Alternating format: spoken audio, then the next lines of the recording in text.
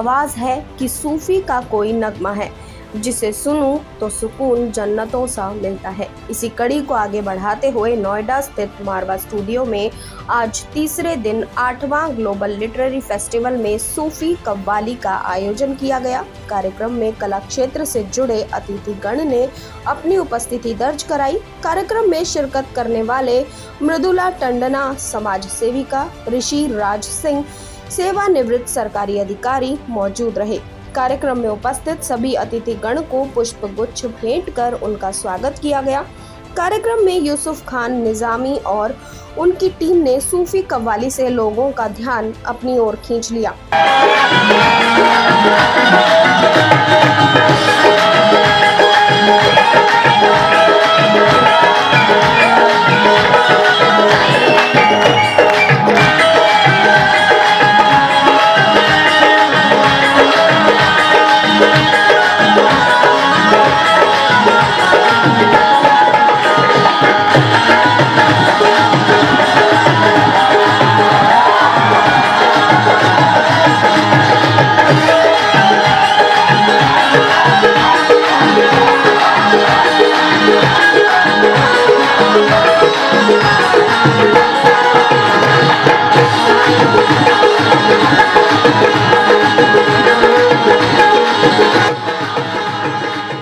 उन्होंने कव्वाली के माध्यम से भारत में एकता का संदेश दिया।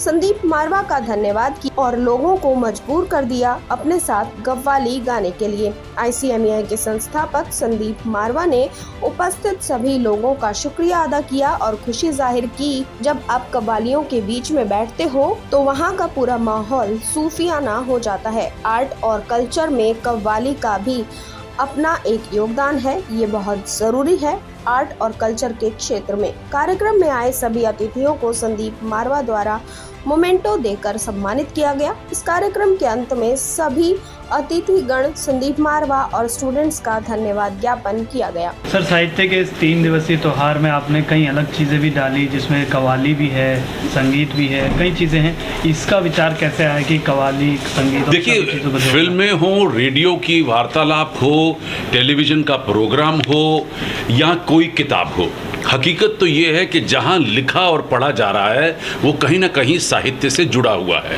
वो और बात है कि कोई गहरा साहित्य की बात करता है और कोई चालू साहित्य की बात करता है।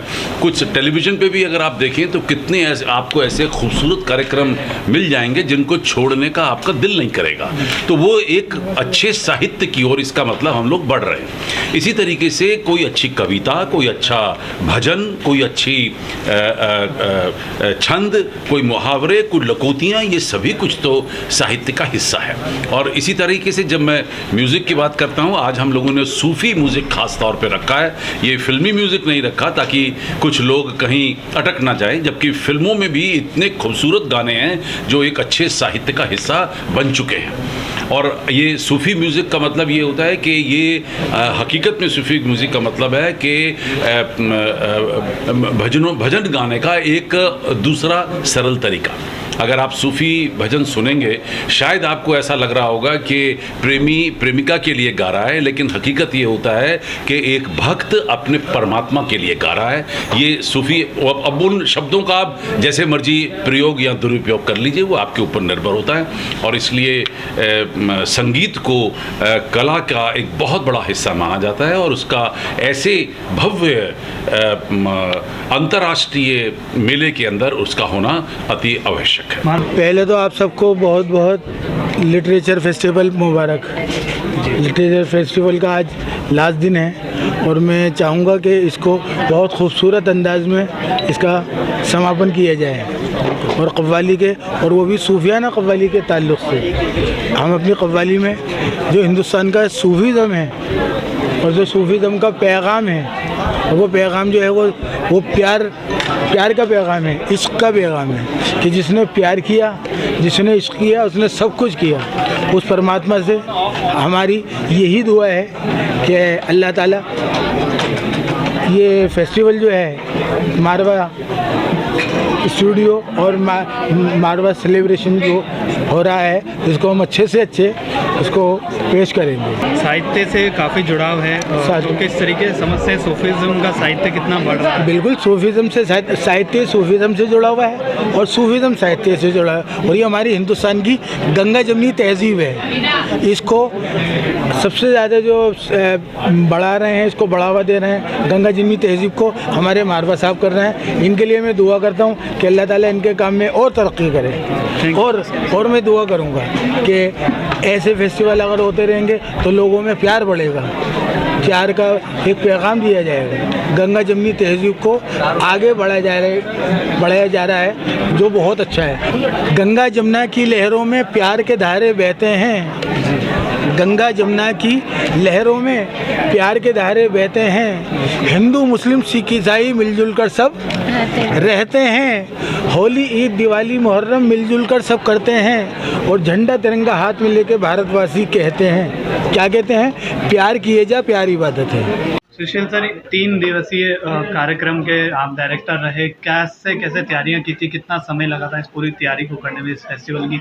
सबसे पहले उसके बारे में देखिए, ये 3 दिन का जो फेस्टिवल है, ये ऐसा नहीं है कि सिर्फ 3 दिन ये फेस्टिवल जो आपने देखा है, तो इसके पीछे पूरे साल भर की मेहनत है, और लगातार जो साहित्यकार हैं उनसे हम जुड़ते रहते हैं, उनको हम पढ़ते रहते हैं और उनके बारे में जानते रहते हैं, और उसके बाद एक निर्णय लेते हैं कि किनको मंच पर बिठाना है, कौन लोग होंगे, कौन लोग शिरकत करेंगे, किनको अवार्ड दिया जा रहा है। तो एक लंबी प्रक्रिया है, लेकिन अब अच्छा लगता है, थोड़ा सा मज़ा आता है, क्योंकि ये 8th एडिशन है।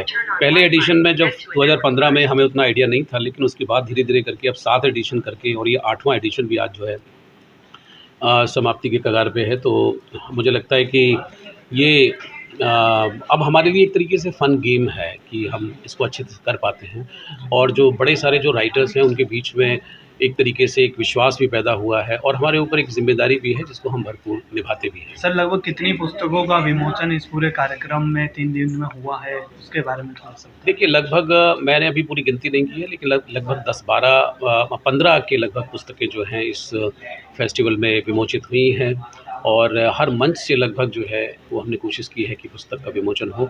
और इस बार अच्छी बात ये भी है कि हमारे छात्र भी मोटिवेट हुए हैं, और उन छात्रों ने भी किताबें लिखी, और वो भी इस फेस्टिवल में उनका रिलीज़ हुआ है। अभी तक देश का, विश्व का दूसरा फिल्म लिटरेचर फेस्टिवल है, क्या इस बार ये फर्स्ट रैंक में आ जाएगा?